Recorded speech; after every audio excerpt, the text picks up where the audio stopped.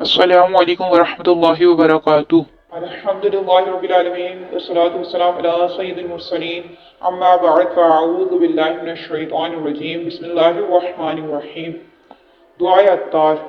یا رب المصطفیٰ، جو کوئی 17 صفحات کا رسالہ فیضان شبان پڑھ یا سن لے اسے بھی اپنے پیارے پیارے آخری نبی محمد عربی صلی اللہ تعالی علیہ وآلہ وسلم کے پیارے مہینے شعبان المعظم میں خوب عبادت کرنے کی توفیق عطا فرما اور اس کو بے حساب بخش دے، آمین بجائے خاتم النبی الامین صلی اللہ تعالی علیہ وآلہ وسلم۔ درود شریف کی فضیلت۔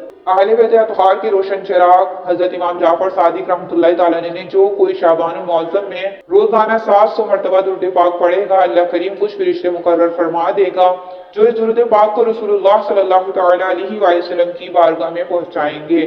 اس سے رسول اللہ صلی اللہ علیہ وآلہ وسلم کی روح مبارک خوش ہوگی، پھر اللہ پاک ان فرشتوں کو حکم دے گا کہ اس درود پڑھنے والے کے لیے قیامت تک دعائیں مغفرت کرتے رہو، دنیا و آخرت میں جب میں رہوں سلامت، پیارے پڑھو نہ کیوں کر تم پر سلام ہر دم، صلو علی الحبیب صلی اللہ علیہ محمد صلی اللہ علیہ وآلہ وسلم۔ پیارے پیارے اسلامی بھائیوں اور بہنوں، ہمیں بھی چاہیے کہ اس ماہ مبارک میں پیارے آقا مکی مدنی مصطفیٰ صلی اللہ تعالی علیہ وآلہ وسلم پر خوب درود پاک پڑھیں کہ شعبان المعظم درود پاک پڑھنے کا مہینہ ہے، جیسا کہ شرح بخاری حضرت علامہ احمد بن محمد قسطلانی رحمۃ اللہ تعالی علیہ اور انہی کے حوالے سے حضرت سیدنا شہاب الدین احمد بن حجازی رحمۃ اللہ تعالی علیہ لکھتے ہیں کہ شعبان نبی پاک صلی اللہ تعالی علیہ وآلہ وسلم پر درود شریف پڑھنے کا مہینہ ہے کہ یہ آیت درود اسی مہینے میں نازل ہوئی۔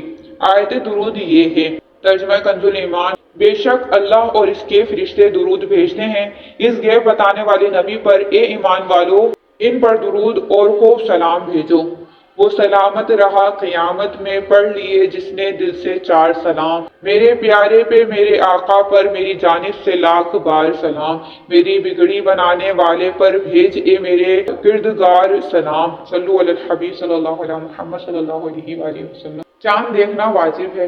اے عاشقان رسول، شعبان المعظم اسلامی سال کا 8واں مہینہ ہے جو رجب المرجب اور رمضان المبارک کے درمیان میں ہے۔ یہ ان 5 مہینوں میں سے پہلا مہینہ ہے جن کا چاند دیکھنا واجب کفایہ ہے۔ 5 مہینے یہ ہیں: شعبان المعظم، رمضان المبارک، شوال المکرم اور ذوالقعدۃ الحرام، ذوالحجۃ الحرام۔ شعبان المعظم کے نام کی حکمت: شعبان شعب سے بنا ہے جس کے معنی ہے گھاٹی۔ چونکہ اس مہینے میں خیر و برکت کا عمومی نزول ہوتا ہے اس لیے اسے شعبان کہا جاتا ہے۔ جس طرح گھاٹی پہاڑ کا راستہ ہوتی ہے اسی طرح یہ مہینہ خیر و برکت کا راستہ ہے۔ رسول اللہ صلی اللہ علیہ وآلہ وسلم نے ارشاد فرمایا، ترجمہ یعنی اس مہینے کو شعبان اس لیے کہا جاتا ہے کہ اس میں روزہ رکھنے والے کی بہت سی بھلائیاں شاخوں کی طرح پھوٹتی ہیں یہاں تک کہ وہ جنت میں جا پہنچتا ہے۔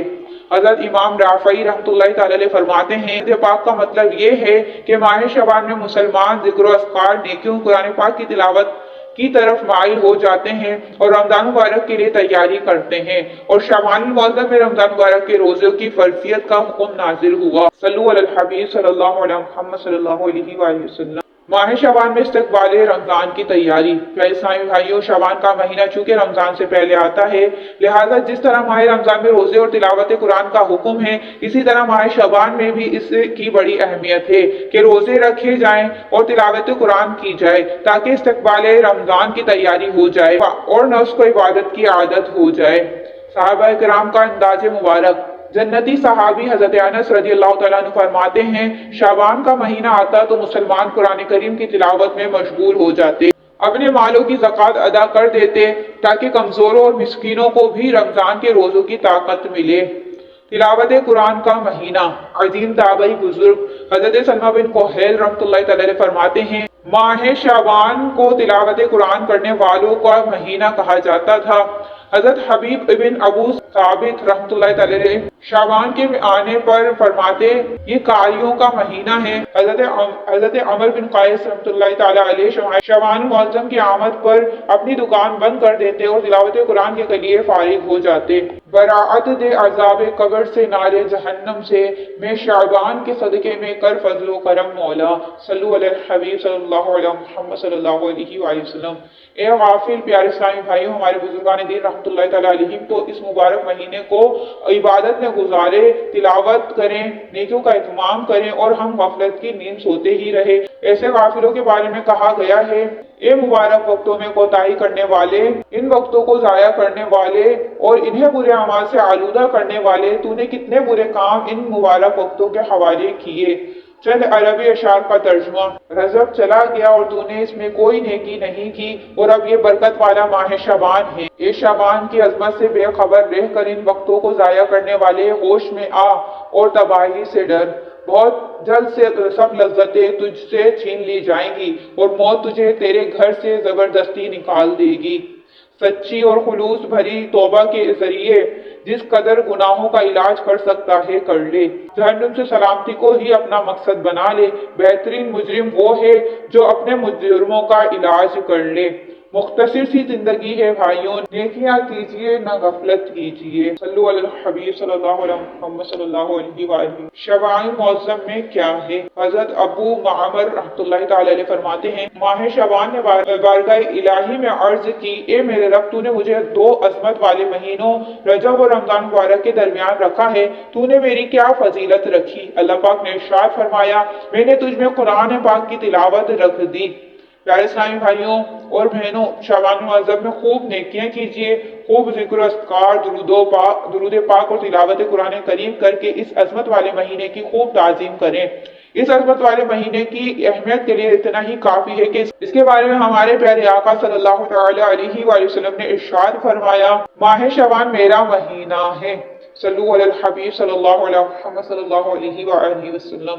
اللہ پاک کے آخری نبی مکہ مدنی محمد عربی صلی اللہ تعالی علیہ وآلہ وسلم جیسے رمضان کے روزوں کی تیاری فرماتے، ایسے ہی شعبان کے روزوں کی بھی تیاری فرماتے۔ نیز آپ صلی اللہ تعالی علیہ وآلہ وسلم نے تعظیم رمضان کے لیے شعبان کے روزوں کو سب سے افضل روزے قرار دیا، جیسا کہ جنتی صحابی حضرت انس رضی اللہ تعالیٰ عنہ سے روایت ہے کہ رسول اللہ صلی اللہ تعالی علیہ وآلہ وسلم سے سب سے افضل روزوں کے بارے میں پوچھا گیا تو آپ صلی اللہ تعالی علیہ وآلہ وسلم نے ارشاد فرمایا، رمضان کی تعظیم کے لیے شعبان کے روزے۔ صلو علی الحبیب صلی اللہ علیہ محمد صلی اللہ علیہ وآلہ وسلم۔ روزوں کی عادت۔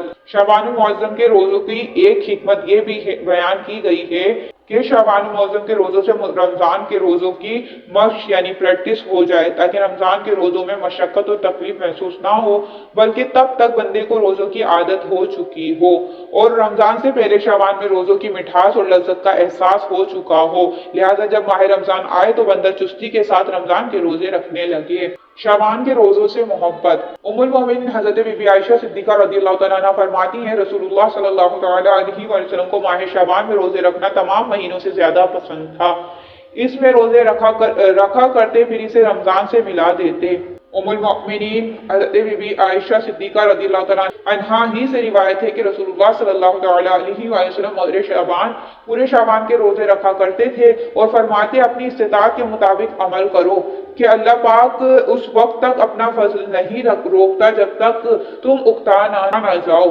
شرح بخاری حدیث حضرت علامہ مفتی محمد شریف الحق امجدی رحمۃ اللہ تعالی علیہ اس حدیث پاک کے تحت لکھتے ہیں، شعبان میں اکثر دنوں میں روزہ رکھتے تھے، اسے تغلیباً یعنی غلبے اور زیادت کے لحاظ سے کل یعنی سارے مہینوں کے روزے رکھنے سے تعبیر کر دیا۔ جیسے کہتے ہیں، فلاں نے پوری رات عبادت کی جبکہ اس نے رات میں کھانا بھی کھایا اور ضروریات سے فراغت بھی کی ہو، یہاں تغلیباً اکثر کو کل کہہ دیا۔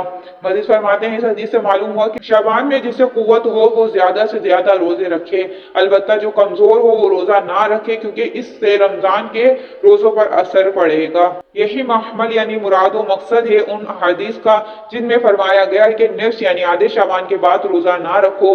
اگر کوئی پورے شعبان معظم کے روزے رکھنا چاہے تو اس کی ممانعت بھی نہیں۔ الحمدللہ عاشقان رسول کی دینی تحریک دعوت اسلامی کے کئی اسلامی بھائی اور اسلامی بہنوں میں رجب المرجب اور شعبان معظم دونوں مہینوں کے روزے رکھنے کی ترغیب ہوتی ہے۔